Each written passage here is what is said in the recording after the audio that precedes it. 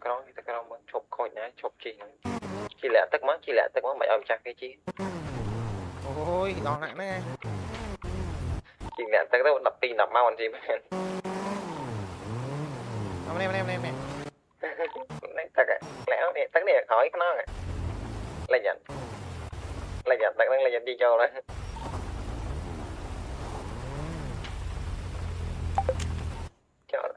chị bọc á mong tôi làm gì châu đâu hay hỏi chắc nó đấy hỏi mà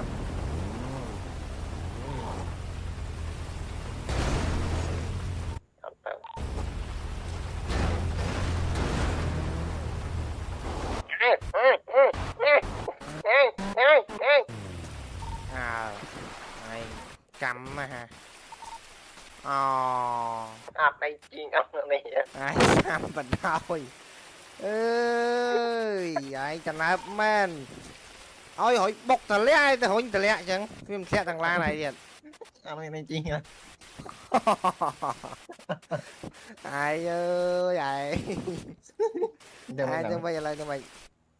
giờ rồi tao